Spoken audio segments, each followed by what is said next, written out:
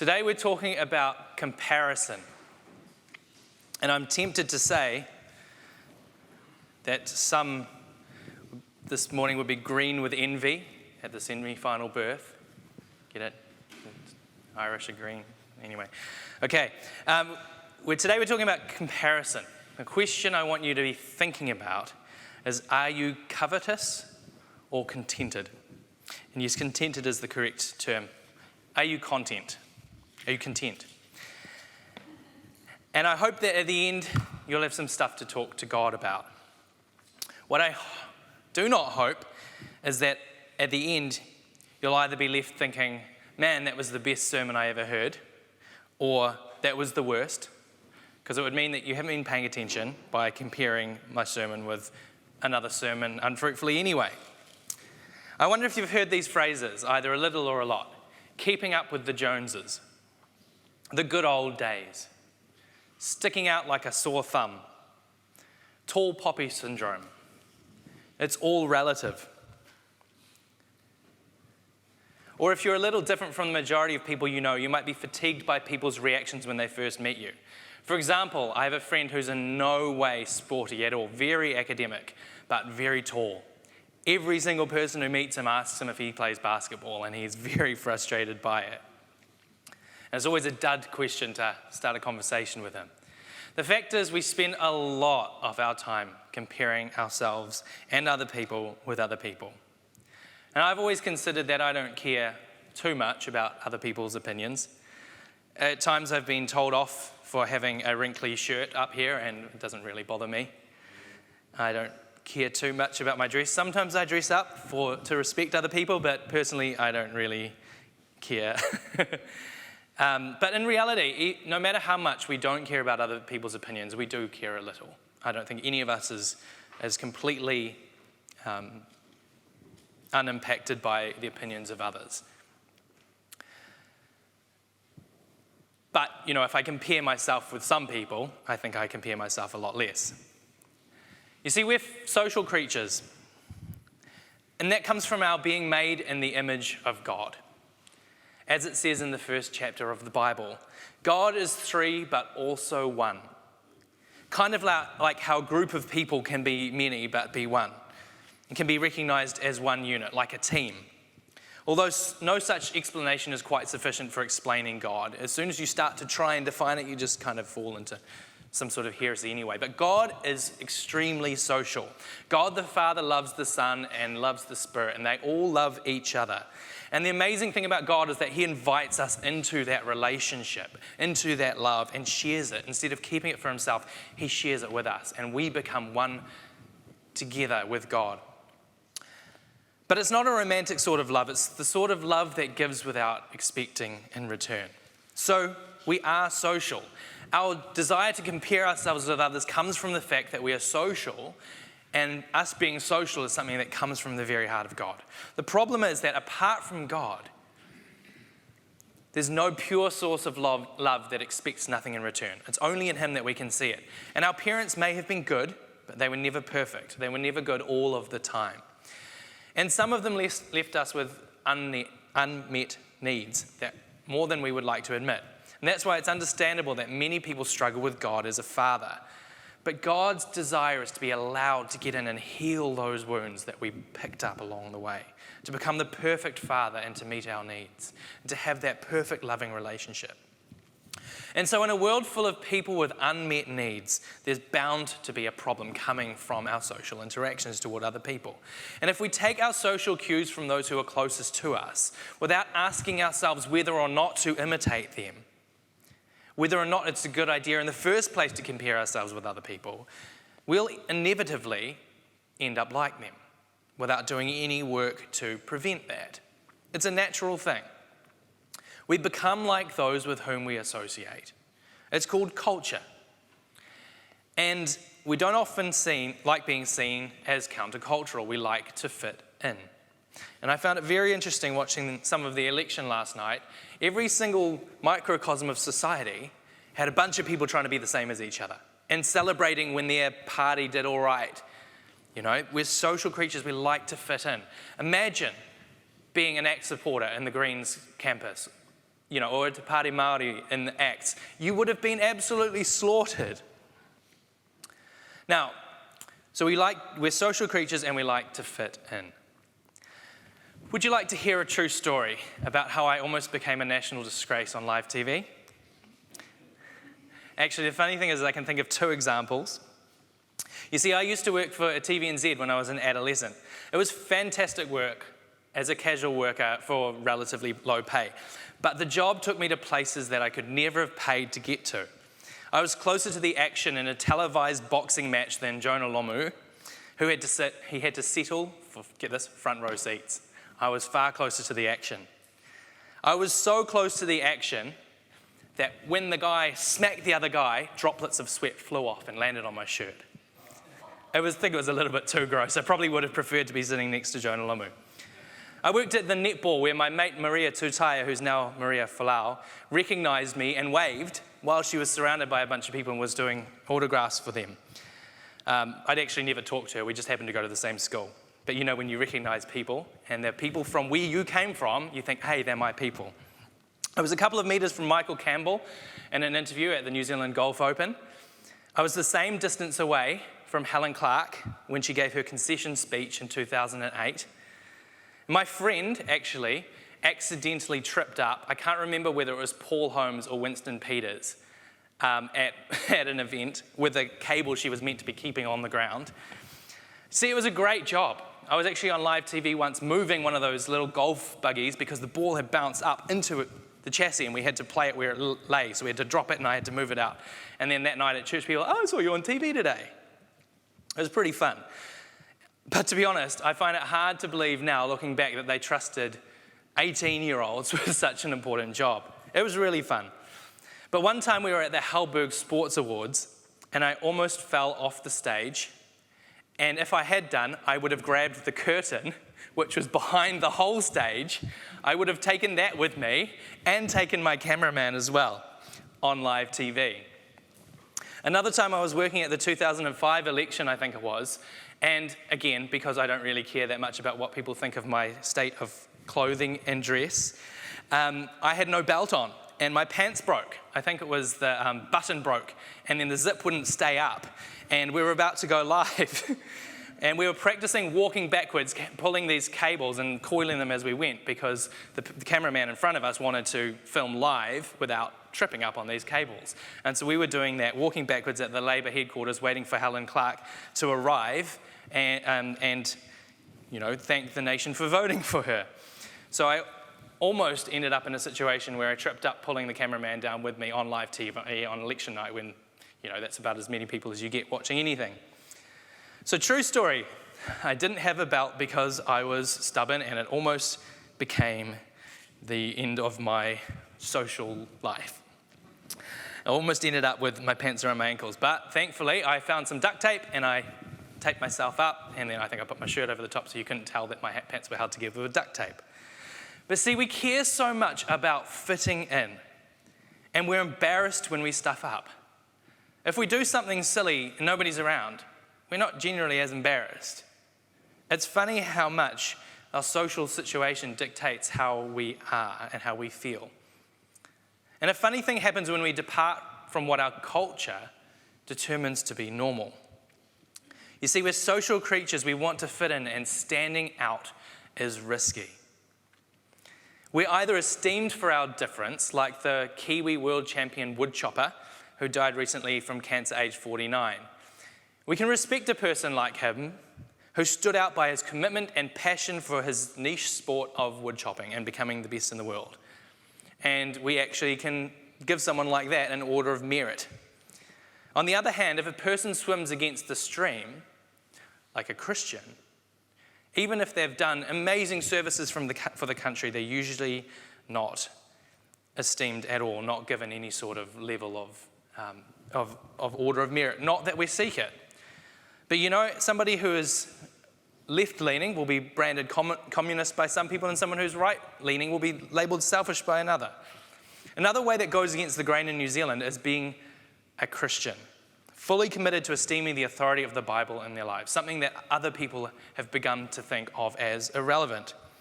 And that's why it's interesting that someone like Christopher Luxon has tried to keep his beliefs personal and not speak about them because he knows that it will be the end of his career. I don't think it's because he's ashamed of them, but because it would be political suicide to voice them while running for office. And the interesting thing will be how he behaves now. Whether we will see that continue to remain as a personal public divide, or whether it will start to come out. But I think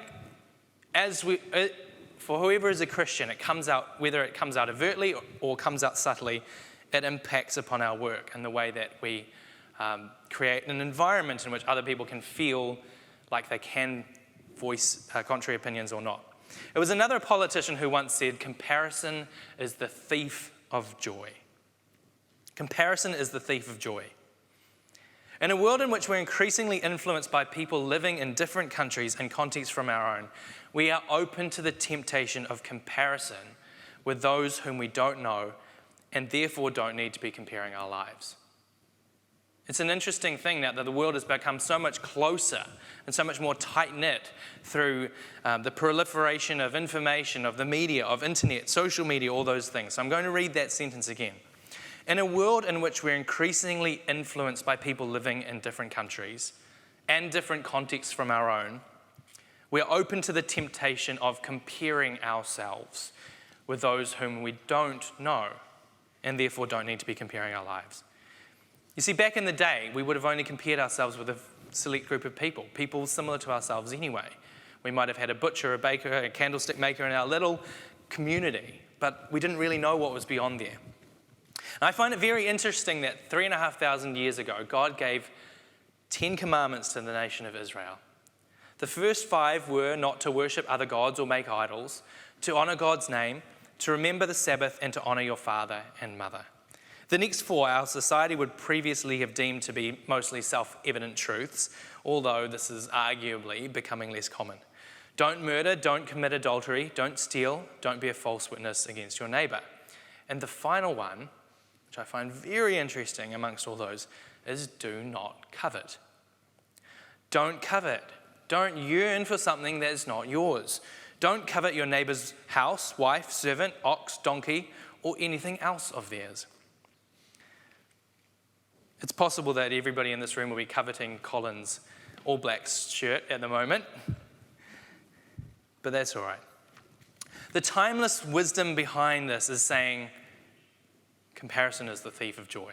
Do not covet. It's not good for you. Why? Because if you spend all your energy wishing for what you don't have, you'll feel like you don't have enough. And instead of having an attitude of gratitude, you'll have an attitude of comparison, of coveting, and you won't end up contented. And this is a big lesson I'm learning in my life, and I imagine all of us are in some way or another. See, I'm not a heavy coveter of things. I don't generally drive down the road and think, oh man, I wish I had that person's car. I'm quite contented with very little, actually. But this doesn't mean I have a few possessions. I've actually got quite a lot because I happen to be interested in lots of different hobbies and I've collected all these things.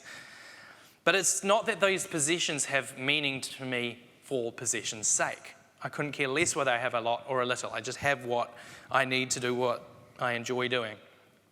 But I do at times find myself comparing.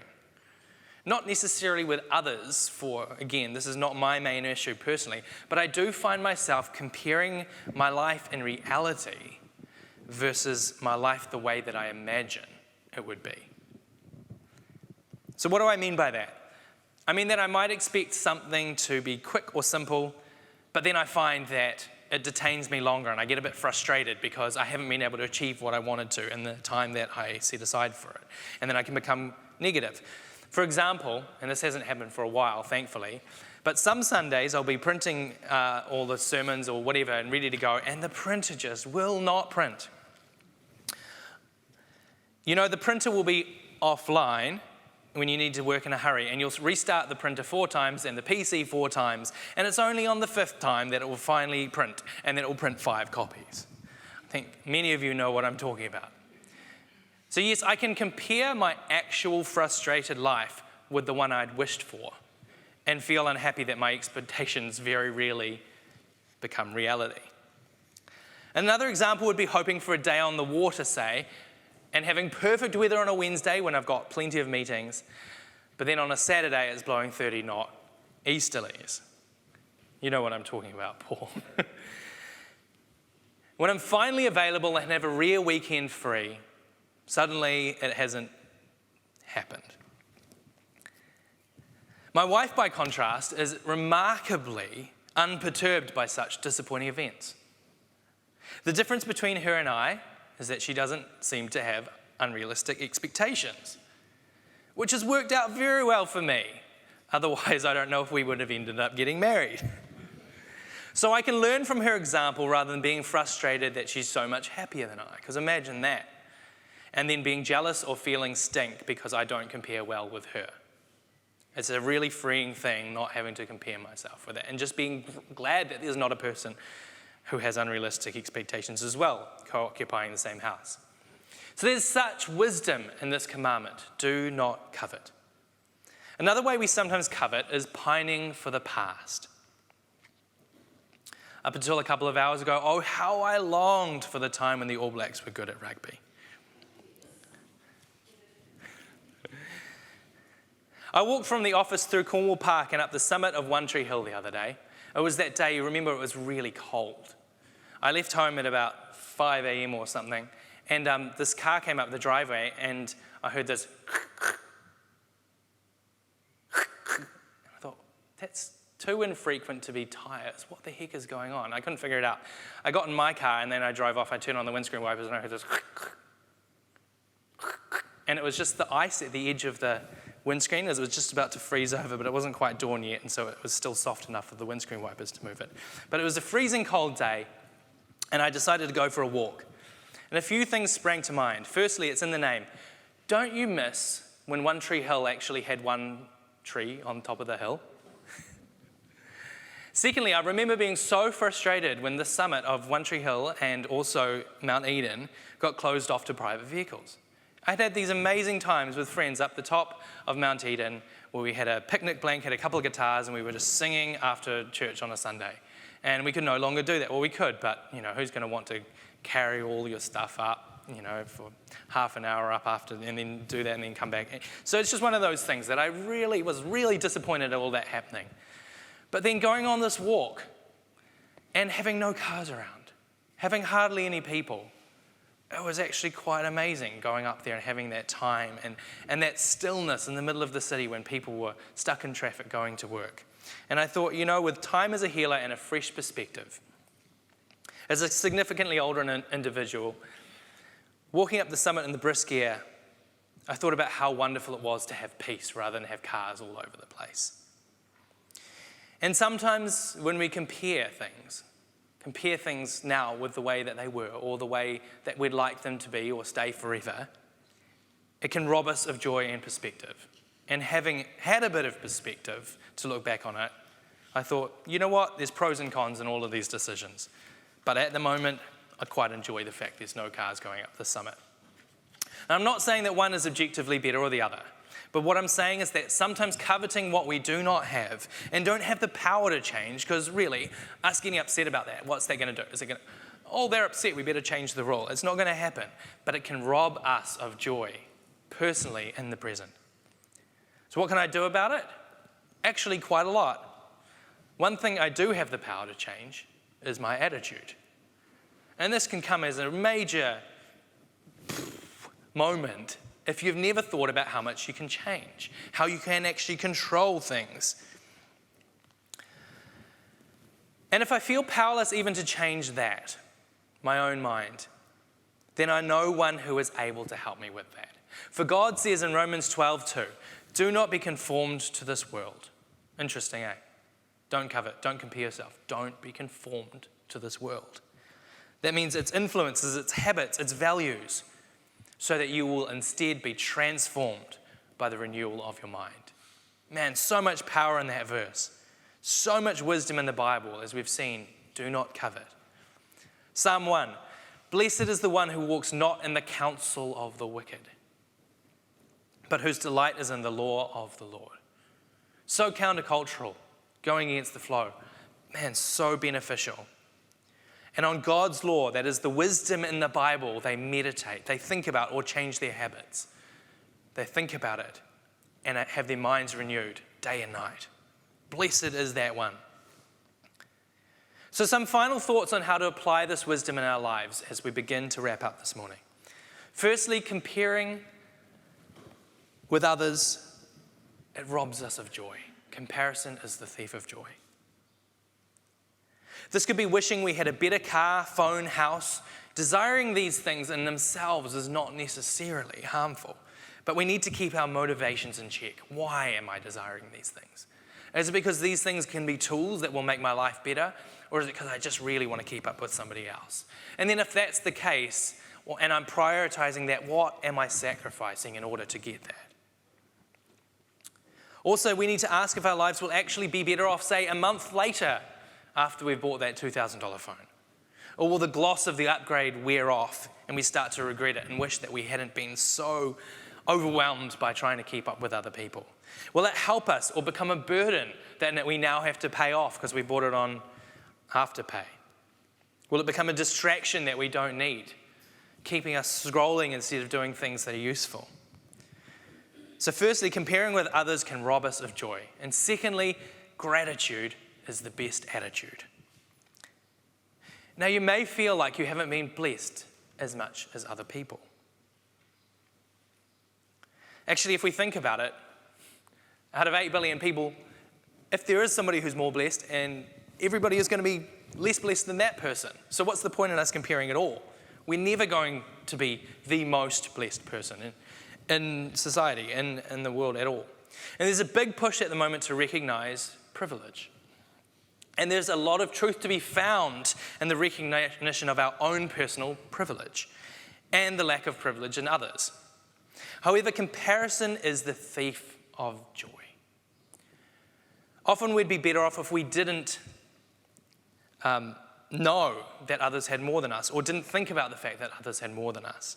When I visited Hyderabad in India in 2006, I found the most welcoming community vibe. It was incredible. I would have been 21, and I just had never felt such a love as I felt with those people. They welcomed me in, and they I almost stayed. I just thought this was incredible. Then 10 years later, I went back, and these people who had their own unique culture had tried to be like the West so much that the same people, I just didn't get that same vibe back from them. And I thought, how sad is it that their unique and wonderful culture had disappeared? They'd compared themselves with the West so much that they'd lost what I believed was their greatest asset. They're now more privileged, but I wonder what the cost was. I wonder what they lost in the process. And it's a real challenge too for places like Papua New Guinea, where I was in July and Pastor Jane was recently. When I was up there, I encouraged them not to think about whether they were underprivileged, not to try and be like the West, because they had so much going for them. I encouraged them to be grateful for what they had. Coconuts, bananas, everywhere. You couldn't go hungry in that country. Amazingly fertile land which produces 3 kumara crops a year. Imagine that, 3 kumara crops. At the moment, we're paying what, $13 or something a kilo for kumara because we had one bad crop. And then we have to wait, another year or so to get the price down to $8 and probably another year to get them down to like $6 or whatever. But these guys, they just like throw a bit of peel in the ground and they've got kumara a few months later. It's incredible. They're blessed. And there's no point in them comparing themselves with us. And Maranatha, who was there recently, can attest to their love. Incredible. At the end of the day, we're accountable for our own life. And we'll be assessed according to what we did with what we were given. If we were given little, then little is expected from us. If we were privileged to grow up with a lot, then God expects more from us. You can read about this in the parable of the talents, which is a form of currency, in Matthew 25:14-30, or Luke 19:11-27. And thirdly, the world is plagued by cancel culture right now. So I say let's cancel culture. You see, the world says if you make one mistake, then you're cancelled. That's it. Doesn't matter if you've been awesome for 70 years. You say one thing out of line, you lose your job. You're no longer a professor. Whatever it is. It's just insane. God, on the other hand, offers a way of redemption. He says, you know what? All have fallen short.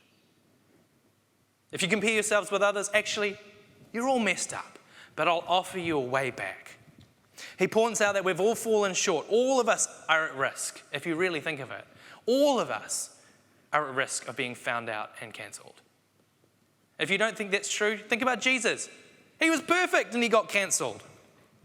But unlike social media, God offers grace. Unlike many people today, he balances it with truth. He doesn't just say, grace for everybody, or only truth, and if you fail, you're out. He says, you know what, I've got grace for you, but I've also got truth. I've also got a standard you need to measure up. And if you don't measure up against it all the time, you come in communion, you confess, you say, God, I haven't done it right. Thank you for the fact that you've given me grace. And he offers you a way of truth to walk in again. He doesn't turn a blind eye to our shortcomings, but takes away the shame and pours out abundant love upon his children, inviting us into a new, renewed life. And lastly, we need to make sure that we do not judge others.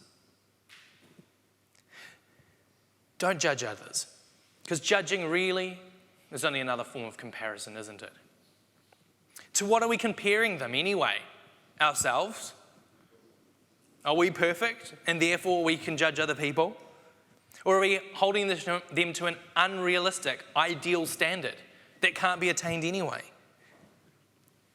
Who made us the judge anyway? And God says that if we don't show mercy, then we won't be shown it either. So if you're here wanting a fresh start, or longing to cast off the shame you carry for your perception that you don't measure up, or for the times when other people have told you you don't, I want to pray for you now. Every head bowed and every eye closed. Lord, you know the lives of these loved ones gathered here today. Thank you for drawing them in. Thank you that you created them and you love them and you know that the world is better off with them in it. I pray now that your peace and your love would come and rest upon them, would give them the ability to change for the better, for their own sake and for the sake of those around them. Protect them as they go from here today and guard their hearts and minds as they begin a new journey with you. Keep your heads bowed a little longer. If you're a Christian and you feel that this message has spoken to you, I want to pray for you now. Whatever it is that you want to do better, just bring that acknowledgement of having fallen short before God. Picture it in your open hands. Ask God to take it from you and replace it with a new and improved way of doing things. That you would have your mind renewed and your habits changed by coming to him, seeking his truth, and in grace and mercy, being given the chance to start again. I want to pray for you now. Lord, thank you for your Spirit. The way that you convict us in love and gentleness. You say, hey, you're guilty, but I offer no shame. You don't cancel us. You offer us a way of redemption and a way forward. Thank you that you desire our highest good and that you want to grow us into better versions of ourselves, into the people you always planned for us to be. Thank you that you have not left us as orphans, but that you're a good, good Father who carries us when we need it and equips us for the journey ahead. Thank you, Lord. Amen. Now, as we close, I've put another little prayer up on the screen. Feel free to mutter it in your inner being as well if you like. I'm just going to pray it for us today. Lord, thank you for your love, peace, mercy, and grace. Thank you for your plans and including me in them. Please help me today to fulfill my potential and to be used by you to bless this world as you've blessed me.